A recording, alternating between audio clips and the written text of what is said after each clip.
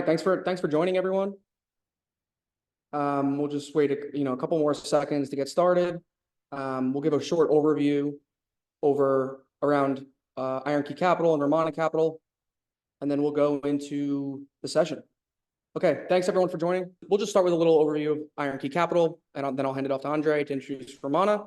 But for those that aren't aware, IronKey Capital offers a venture ecosystem to startups and investors. We invest out of our fund and syndicate. We also run programs for founders and investors, helping them go to market, as well as an accelerator for investors. So, happy to introduce Tarun, who's going to be sharing with us his insight on how founders can think about raising capital. So I'll hand it over to Andre to introduce Ramana Capital. Hey, everybody. Ramana Capital offers a wide array of financial services, including capital introduction, fundraising, business development, and transaction advisory. We cater to both buy-side and sell-side firms. We offer expert support for long-only funds, private equity, hedge funds, venture capital, and family offices. And we have access to over 2,000 institutional investors. With access to these 2,000 institutional investors, our team brings deep expertise in key sectors such as fintech and also emerging technologies. And we assist clients at every stage, from seed funding to pre-IP. And ladies and gentlemen, it is my distinct pleasure to introduce you to Mr. Tarun Kishnani, a preeminent figure in global fundraising and business development, and one of my best friends. With a formidable career spanning over 15 years, Tarun has mastered the art of elevating companies by strategically securing funding and fostering business growth on an international scale for businesses from Hong Kong to Miami. Tarun's remarkable expertise and his vast network of over 15,000 industry leaders make him a pivotal asset to any financial endeavor. He has raised over $3 billion and has taken more than 50 companies public. Join us in welcoming a visionary whose strategies continue to transform the landscape of global finance, Mr. Tarun Kishnani. Thank you so much, Andre and Joseph, for having me here today to discuss funding options for startup founders and entrepreneurs. I do not represent here LTI Mindtree, the company that employs me here in the US, nor do my views represent that of LTI Mindtree. I am here for my friends, Andre and Joseph, and my love for learning from you smart folks, sharing information that I have picked up during my career. So in a nutshell, nobody is paying me to be here. Please bar my excuse my brevity that may come along with the slides as we go ahead, because this is a good forum for me to talk very, very freely. So my talk today is basically about ways of finding love, or rather some cool strategies to fund your businesses. So when we talk about funding businesses, I think one of the most well-known ways that most people talk about, because it gets published, you have a lot of press, people congratulate you, especially when you win into a venture capital fund or a venture capital fund when they invest in you, right? Some wise person quote once said, getting funded by a VC is like getting into a marriage. That wise person definitely is not here in the room, but I can promise you this is true, because it's super important, because it's a near permanent relationship until and unless the VC exits or you have a fallout. As they usually have big stakes in your success, as well as board seats which make decisions just like your spouse makes for you. And they are actually involved in nurturing, your business, which is most likely your baby. Because if you're spending time starting a startup, you are essentially spending time nurturing and caring for your baby. So, let me jump on and, can I get the next slide, please? Let me just quickly give you some fun data facts, which will help you sort of visualize where we are today. So about 5.5 million businesses, or rather business applications are made every year in the US, which is about 13,700 businesses a day. but about 10% of them actually make from applications to business formation. So about 1,400 businesses a day are formed. And about 1 in 5 of those businesses will fail in the first 6 months. And about 1 in 3 businesses will fail in the first 18 months. Okay. And about 99.99% of all businesses here, at least in the US, are small businesses. About 9% of those, are businesses which reach $1 million of revenue in a year's time. So we thank the US Chamber of Commerce and Industry for this data.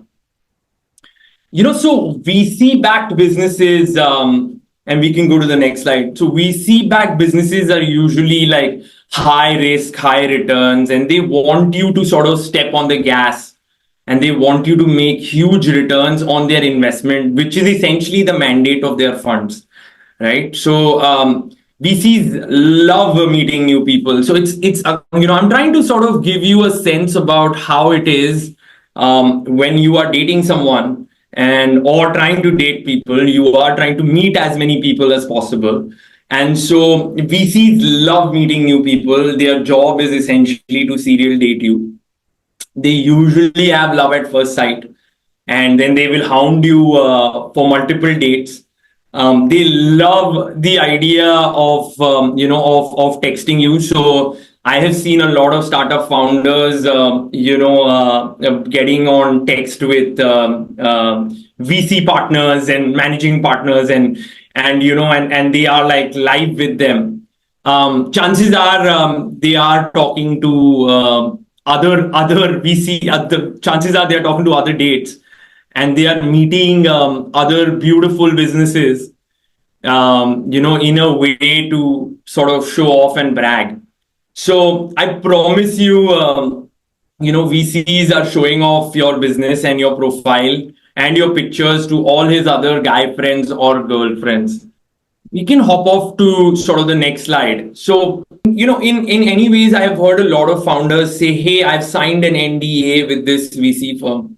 NDAs mean nothing, okay? And I'm not a lawyer, and I can tell you this because it's basically like a hot guy or girl making a promise to you saying they want to get married to you or get in bed with you, but they don't really mean it. Do not send them any proprietary material. Okay, so this is like a warning to all of you founders out there, because you don't send your privates to anyone on any platform. So please protect your identity.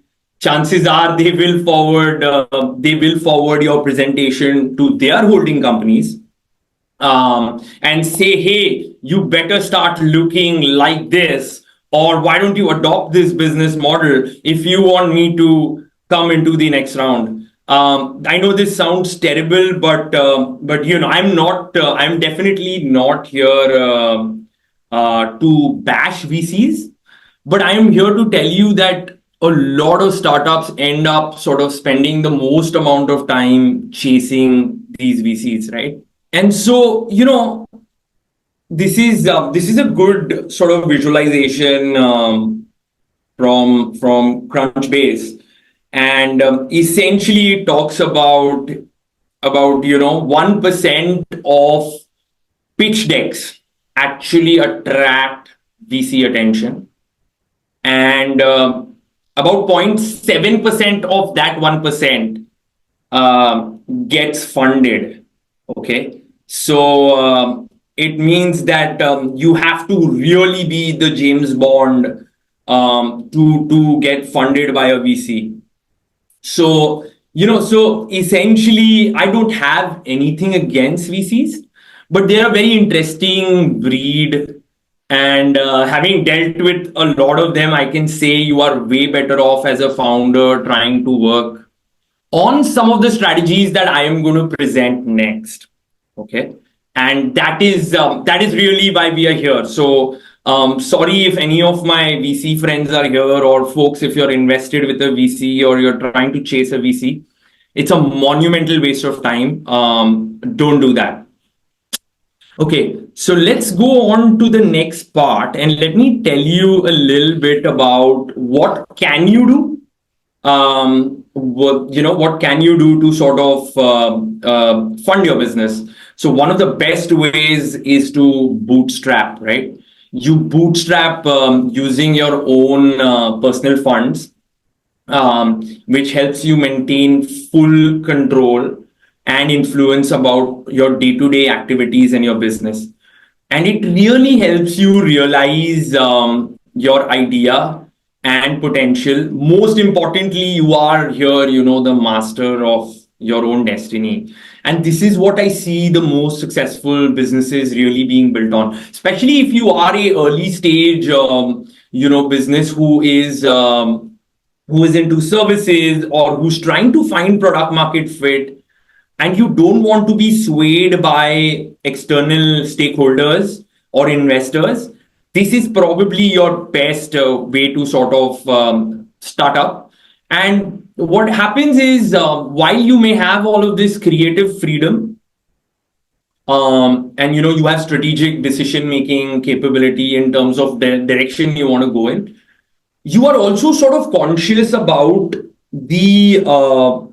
the funds that you use, right? Because you have limited resources, and you're not going to go about wasting them, which makes you sort of focus on the right things, right? So one of the large businesses which actually bootstrapped and eventually became what we know today as Dell,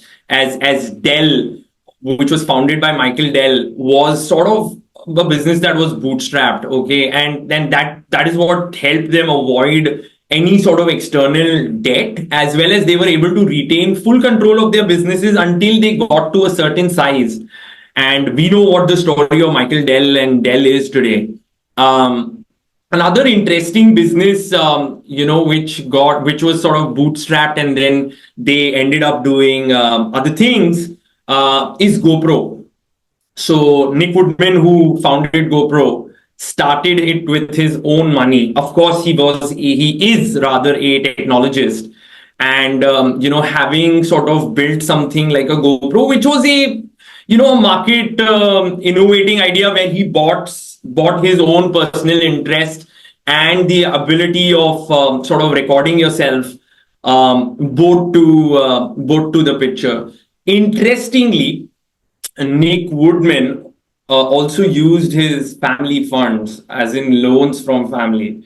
I definitely don't recommend it unless you want to have a difficult relationship with your own family members. I think bootstrapping is a great option. I'm also going to quickly talk about, a lot of people, when I say bootstrap, people come and tell me, hey, look, this sounds great. How do we sort of strategize and make the best use of this? So, in my next slide, I want to sort of share with you how essentially some creative ideas could be used, right? So, first of all, most rich people will buy time, right? And poor people will sell time. Okay, this is the rule of the markets, right? The best way to sell to rich people is to give service to rich people, which they can buy in half the time, and they would usually buy it with a significant amount of premium, right? Think of something we know so much in common, right? Tesla, for instance. They started with a $250,000 car, the Roadster, catering to the wealthy customers and consumers before moving to a more affordable model like Model 3, like Model S. And this approach basically sort of provided them with the margins that were needed to sustain and grow their business. Another sort of idea is thinking out of the box, right? And this is a very good case study which I came across, and I've had the good fortune of chatting about this with a lot of industry leaders, especially in the retail side of things, right? So we all know this product called 5 Hour Energy. right? Energy drinks essentially were always there, and they continue to be a very interesting and growing part of the market, right? But they are all sort of canned. They put in a refrigerator. They have a sort of area or a product size that needs to be kept in a certain place in retail. 5 Hour Energy got it right by keeping their product in a much smaller packaging, which means smaller SKUs. And instead of sort of finding the refrigerator, they kept it right up front, close to the register, creating what I call a completely different, category of energy drinks, which sort of other people were then scrambling to sort of fight and understand. So that's how you could probably create something out of the box, creative idea, in a very crowded market, right? Another area which I want to talk about, and this is a story I heard recently, and I was kind of amazed, and I'd love to share with you guys. Is a story of Richard Branson, and we all know him very well, and he's a much loved or rather hated billionaire. I don't know which category he falls in for you, but he had this fantastic idea, which sort of changed the way aviation was done back in the 80s, right? So in 1983, Richard Branson decided that he wanted to sort of get into the aviation business and cater to a bunch of folks, right? And in this highly regulated and business that required huge amount of capital, he kept calling Boeing every day on the board line, and there used to be this lady who used to answer his call, and she was one of the secretaries, and he wanted to speak to someone in a way where he could lease one of the Boeings, right? And he did that for weeks until finally the lady decided she wanted to put him through the sales manager for Boeing.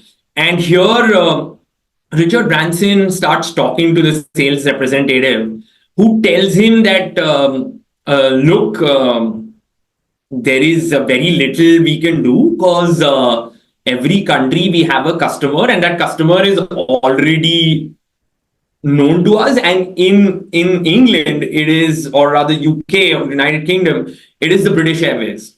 And that's the only customer we have, and we're not interested in sort of growing this anymore. So Richard Branson asked him, could you tell me if there is a way we could lease any aircraft from you, which could be lying as a spare with Boeing? And so Boeing usually would have a few aircrafts lying here and there, which they would sort of, give to one of these airlines if something broke down or things needed overhauling. And so came a out of the box idea, which not only facilitated what we call a whole new era of businesses, which is aircraft leasing, which is today the most common practice amongst airlines in the world. This out of the box idea sort of talks about how Richard Branson has this beautiful pioneering approach. I'll come back to his story, but let me jump over to the next slide and talk to you about another way you could sort of secure funding for your business, and that is simply a business loan. And business loans are, fixed interest rates or structured payment plans. You could get on it, providing you have either some collateral or maybe not. We'll talk about the non-collateral also somewhere lower in the slides. But this is one of the best ways to sort of secure a loan without really diluting your interest in the firm. Obtaining a loan from a bank or financial institution to finance some of these business operations is a fantastic way to sort of get funding. These days, there are express loan offers, and these are very easy. You can sort of go online apply for this fast approval times where, where there are fintechs out there or institutions out there who will give you loans and the approval will be within days or rather 24 hours. Some of them claim that it's less than 24 hours. So, these are designed for a purpose. I wouldn't say it sort of solves for every aspect of, of business. But if you need to sort of secure, say some equipment and you want to show, say, guarantee of how or guarantee to the seller of the person or the business you're acquiring this equipment from that you have money. These are a great way to sort of have money in your account, and you can sort of do creative financing with them where you essentially have this money lying in your account, but you're only charged interest when you start withdrawing from them or use the funds. So it's kind of like a revolving payment. And there are lots of fintechs, even banks, like offer this as a line of credit. I'll tell you some interesting fintechs like Lending Tree, Cabbage, which offers next day money, or even Amex small business line of credit will give you this. Interestingly, you will also get a Amex Black card or a Amex Platinum card along with this line of credit. So Starbucks, which is something that a lot of us see every day in our lives, right? Initially used business loans to fund its first few stores. So when it went from store 1 to store 10, it actually was using business loans to grow and expand its stores. Under Armour, which is also a very famous athleisure brand, used small business loans and credit card debt. So it's essentially a line of credit on a credit card to start Under Armour and to grow from 1 store to 5 stores. We'll talk a little bit more about these business loans, ahead, but I'll jump to the next slide where you could essentially now explore, and we could jump to the next slide for where we have government grants and subsidies, and usually these are the ways to provide non-dilutive funding. But I was talking through the next part of it, which is essentially government grants and subsidies, right?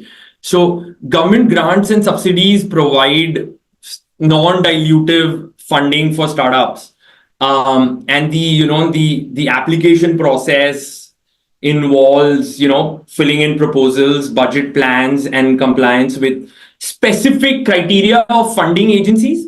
The most important benefits of sort of government grants and subsidies is that you essentially get rather free money, and I don't like to call, no money is free, but this money is sort of taxpayer money, and it essentially does not dilute your ownership. It also doesn't give you debt accumulation. And a lot of times businesses that are in the new age of technology, which the government is trying to target in its priority list, or even sort of charitable agencies are looking to sort of work through, will give you grants and subsidies. There's a whole host of businesses we see, especially in the climate, the sustainability side of things, which get funded by government grants and subsidies. Incidentally, Tesla received a huge loan from the US Department of Energy. And this is essentially which led sort of Tesla to, instead of filing bankruptcy, to get saved and become the company it is today and sort of be the business that it is today.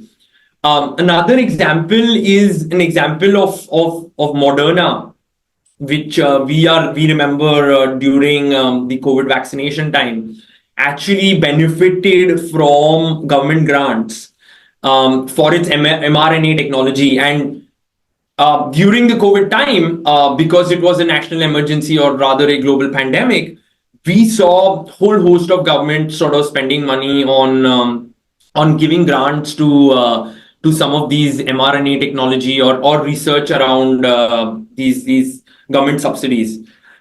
There are, of course, a lot of downsides to this.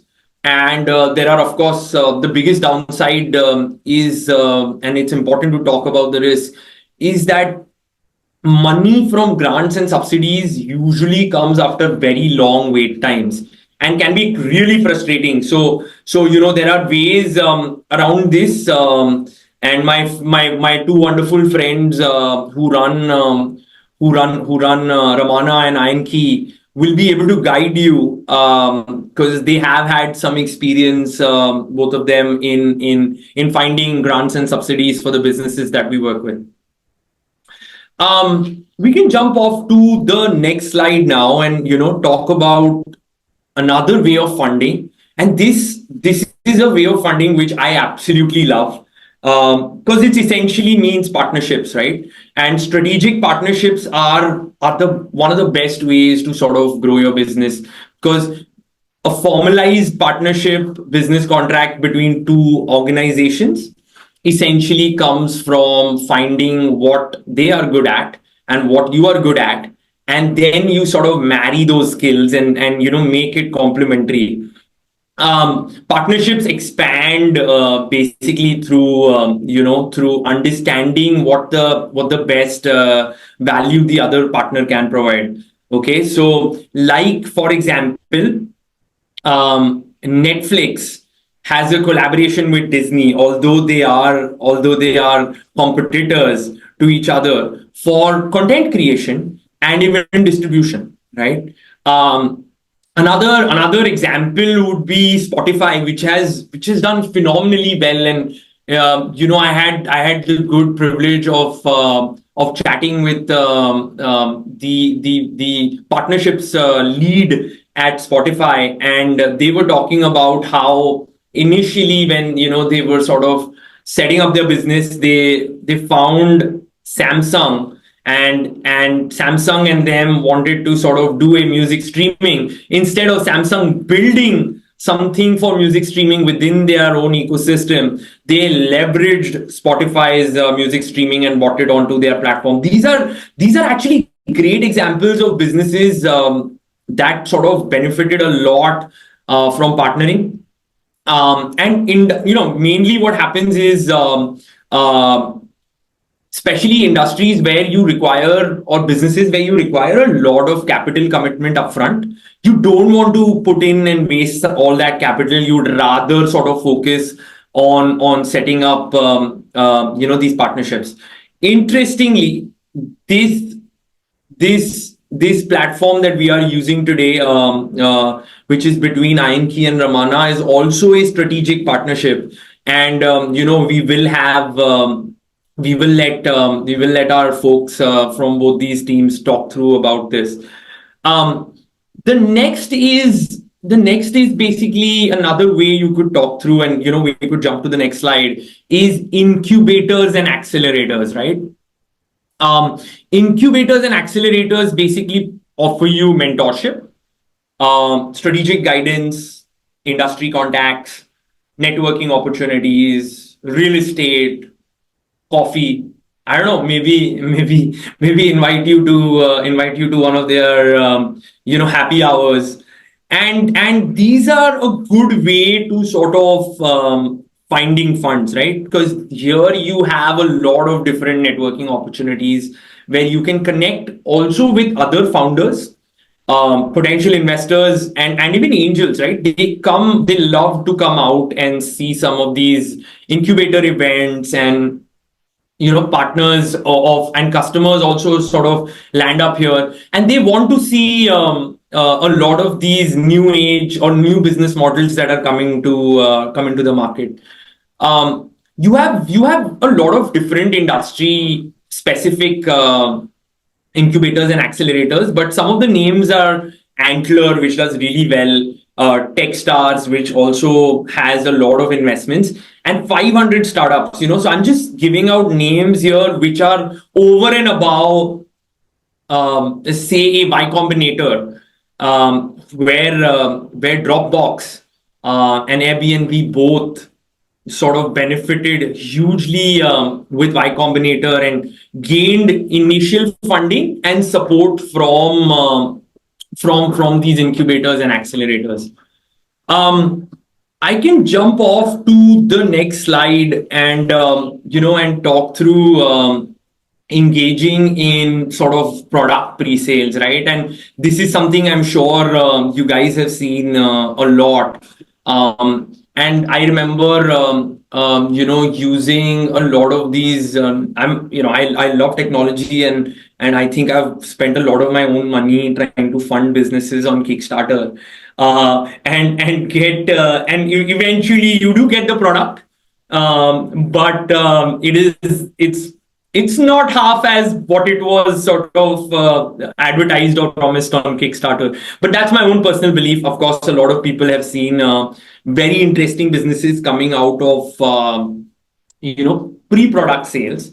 So selling products and services that are fully developed, or rather partially developed, in a presentation form, and nothing in actual proof of concept.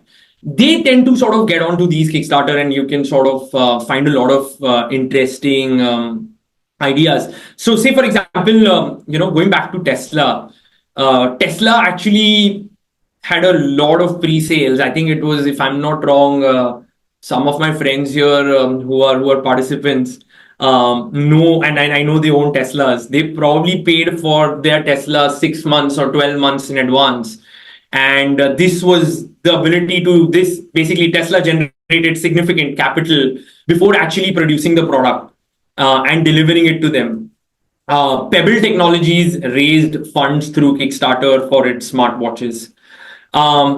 If you guys still remember, and I hope I'm not boring you, but we were talking about Richard Branson, and Richard Branson's same example of Virgin Atlantic, right? He used, once he had that deal with Boeing for leasing the aircrafts, what he did was he used his pre-sales strategy to get, so people purchase flight tickets in advance. And back in the 80s, people used to purchase flight tickets 3 months, 4 months, 6 months in advance, and maybe even 12 months.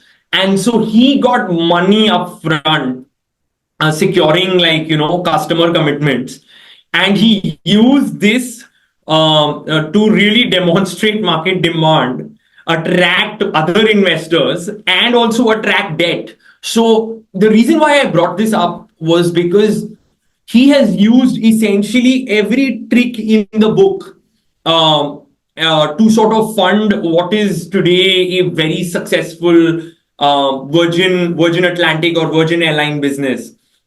And this is essentially the best sort of example of using, say, funds from product pre-sales, to finding an idea out of the box, to finding debt, to finding investors, so on and so forth. And I will now jump to another way to fund your business, and then I'll just let this wind down for a second. But you could use something like revenue-based financing, and I think that's on the next slide.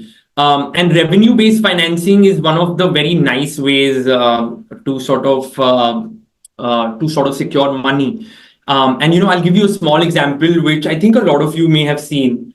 Would be everyone who's watched Shark Tank, where Kevin O'Leary or Mr. Wonderful usually is the one offering the most difficult and complicated transactions.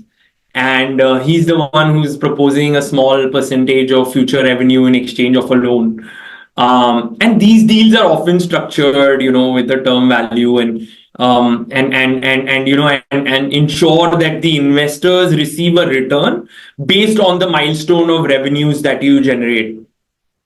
And this is a very strong way of anyone who has secured their first customer, and has somewhat of an MOU or a contract in place, to take this contract and sort of go into the market and secure revenue for secure funding based on that revenue that is supposed to come.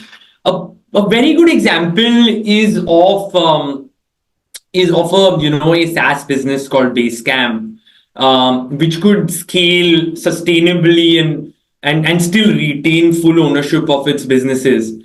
This strategy not only demonstrated market validation, but also sort of gave the necessary growth for funds. And Basecamp, as we know, is a very successful business today. I'll touch base on a little bit about the next way, which is crowdfunding. And crowdfunding, essentially, there are a whole bunch of platforms out there where you can go and get crowdfunding. And I just want to leave you with an example, and the example really is Oculus, which was one of the first virtual reality businesses. And they really raised millions through various platforms, and of course Kickstarter, to develop its VR headset.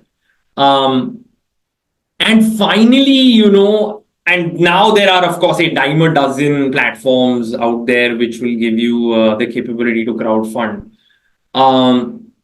Finally, I'll jump over to angel investors, and I will hand over the forum to Joseph, who will talk to you about potentially, or rather share with you a story with which he has helped one of his portfolio companies raise money through angels. But one example of angel investors is very strongly Facebook and WhatsApp. Both now, which are in one company, they actually had angel investors from wealthy individuals who provided capital for equity. Over to you, Joseph. Awesome. Thanks, Tarun. Yeah, I'll just start with crowdfunding a little bit and go a little bit deeper. I'm sure most people are familiar with it, so I'll touch on it lightly, but I do want to talk about the problems with crowdfunding and go through a case study of an IronKey portfolio company so we can kind of see where the crowdfunding market is today. So high level, you can raise from non-accredited investors up to 5 million. And really the goal is to align incentives between your consumers or users and investors. They're an effective marketing tool, and they foster buzz by establishing a dedicated community around a startup and its product. So the considerations for founders that you need to be aware of is there's typically an upfront cost. So we haven't seen a lot of innovation in the last 5 to 10 years within the crowdfunding space, but it's typically around 10 grand to just list on a crowdfunding marketplace, at least one of the more popular ones. And what you're really paying for is just the licensing required to run it. And there's no guarantee that you're going to raise any capital.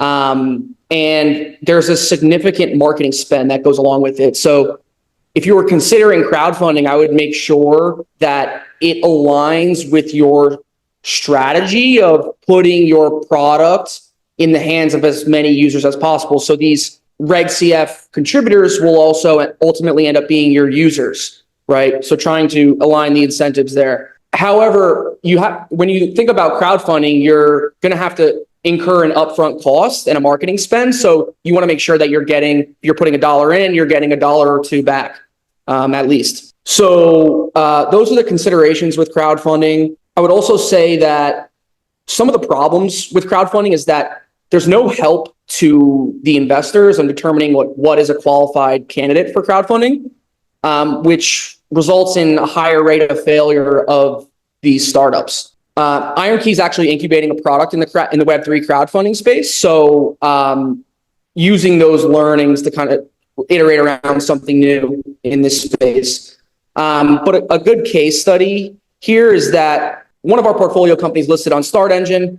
StartEngine promised that they would help with marketing, but they ultimately didn't. And you essentially just paid for 10 grand for a listing, and they never really helped you. So I've been hearing time and time again poor experiences from founders that go the crowdfunding route. But it seems like the interest in crowdfunding has died off a little bit over the last couple of years. So that's really, the take on crowdfunding. I'll pause there and then we'll go into a little bit about angel investing and syndicates. When it comes to angel investing and syndicates from a founder perspective, I'll start at the beginning. If you kind of think around your fundraising roadmap as a founder, the first type of angel investor that you're best off going to is obviously friends and family, right? And the way I would think about approaching angel investors is by asking for advice rather than capital. And you want to target angel investors that have an interest and domain experience in the problem that you're trying to solve, and also the help that angel investor could provide in some sort of an advisory role, because angels are typically looking to back things that they understand and things that they can add value to. So I would say that's probably where you want to start when it comes to angel investors. Start with friends and family and then move to domain experts in whatever vertical that you're in. The next step up from that is syndicates. So think of syndicates like a community of angel investors. This is important because syndicates provide meaningful capital to startups that are not ready for VC money. And syndicates actually deploy over $15 billion per year. Syndicates can be a good option when you're at some more like the pre-seed stage. I'll pause there, Tarun, if you have anything to add on syndicates, and I can kind of go into how IronKey plays in this space, but I'll give you the opportunity to kind of share your insight. Okay, so, you've covered it all, but I just want to talk about SAFE, so that is the real way how pre-seed and seed businesses get funded today, which is a simple agreement for future equity. And think of it as just a contract where you get into with an angel investor or of sorts, and then you agree on a valuation of the business, which could be pre-revenue. And basis that revenue, you get, when the next round happens, you get equity in the business. A lot of mis-selling has happened in safe notes over the past 4 years, especially as rates have remained low. But now I think, given that people are very risk averse and people want to protect their capital, businesses realize that the risk-free rate is 5% or 4.5%. No one wants to jump in and give their money off. So interesting ways of finding capital and raising funds. And I'll just sort of pause there and thank both you and Andre, Joseph, for letting me sort of come in and talk about raising funds. And I'm happy to answer questions, or if you guys have questions for any of us, happy to sort of respond. Yep, so we'll just take a minute and let anyone think about questions they want to ask in the chat, and we can get to them in about 30 seconds. But I'll just give a light overview of the partnership between IronKey Capital and Romana Capital for all the founders out there. So Romana Capital is providing compliant fundraising offerings and capital fundraising, structuring, and business development for startups. And IronKey has been building out its go-to-market consulting practice. And that's where Romana and IronKey come together to offer this fundraising help through Romana to these startups. And given Tarun's background and the background we have at IronKey, we come together on the go-to-market side. And the programs that IronKey has, both for founders and angel investors, are, think of it like the breeding ground for these startups. So I'll pause there and we can take a look at the questions and see if there's any that stick out to you, Tarun. Tarun, it's very quite insightful session and quite simple and clear and crisp. I wanted to understand more how this whole series, the different types of series funding happens. Generally I keep seeing a lot of VCs, a lot of startups keep announcing that they received series 1, 2, series A, B funding. So what are the series funding? Can you give more insight? Okay, yeah. So essentially a series, so there is a pre-seed, then there is seed, and then there is a series funding. So series is basically like a number. So if you are series A, series B, series C, that means if you're series C, then you have been funded thrice. You've had 3 rounds. If you've gone to series E, that means you've been funded 5 times. Okay, so it's essentially the number of times a business has been revalued or valued at.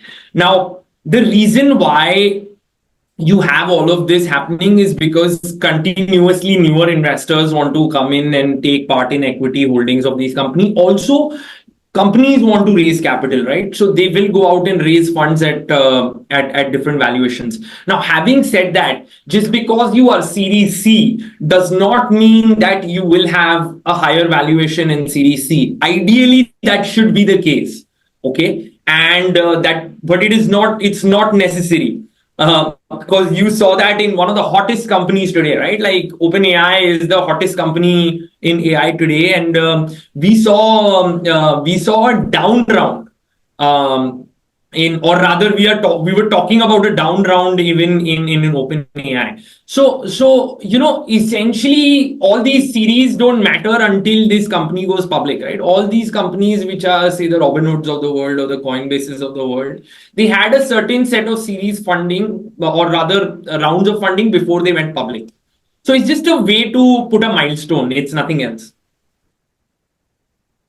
Okay, so I have a question here which says, could you discuss some of these metrics currently needed to hit these various funding rounds? Yeah, it's actually, a lot of these are revenue milestones or milestones based on how product traction has seen, what kind of growth you have seen in revenue. So usually, when a product sees more traction, you will see more revenue for that business. And as revenue increases, that is usually a milestone by which these next funding rounds are decided.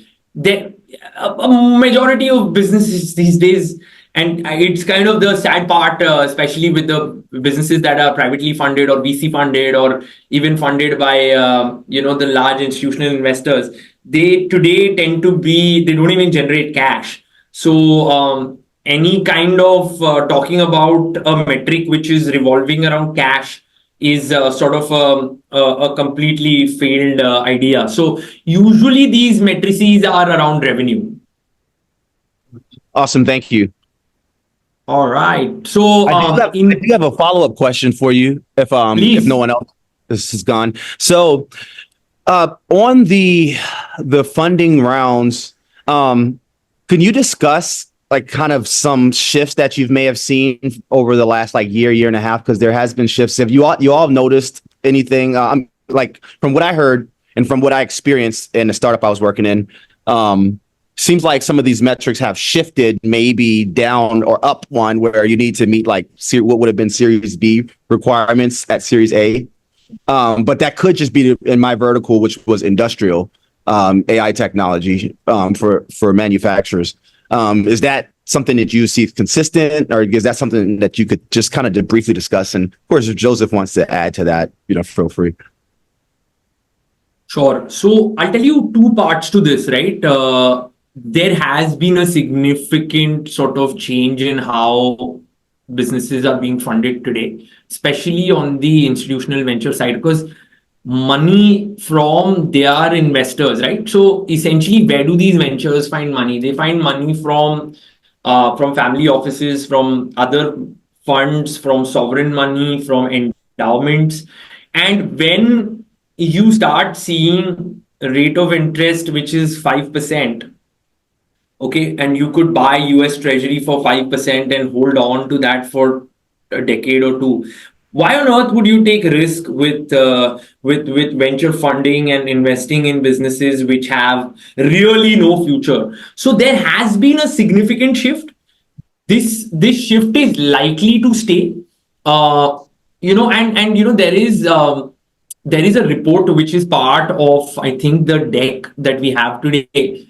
And it talks about, and Crunchbase does a phenomenal job at it. Okay, so CB Insights is a quarterly report, and you can find that It's a free report, and you can find a lot of funding activity. It's like a material for like 300 pages, and you can actually find what is the bottom of it all, right? Like if you said you are part of a industrial AI business, you could actually find which are the businesses that got funded in the industrial AI space. And, Joseph? and what's the name of this report you said? CV Insights, Crunchbase Insights. Oh, okay. All right. Thank you. That was very insightful. Thank you.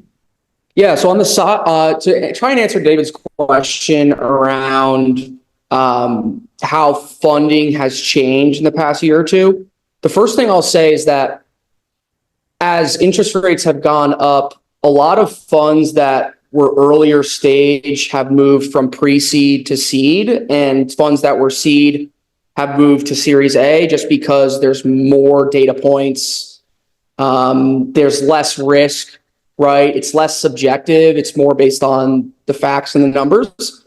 So we've seen that from funds over the last 2 years. And then agnostic to the market cycle, you see that as funds grow in size, they typically focus on later stage deals, which is problematic because as you look at later stage deals, the returns go down dramatically, and you're essentially, in my opinion, is that in venture, all of the innovation occurs at pre-seed and seed. So by just being Series A plus, you're just piggybacking on other VCs essentially. So I think that's just my take on how funding's evolved and the difference between like earlier stage and late stage. Got it. That's awesome. Awesome insight. Thank you. Okay, I don't think we have any questions, and I think Joseph, you should wrap this session.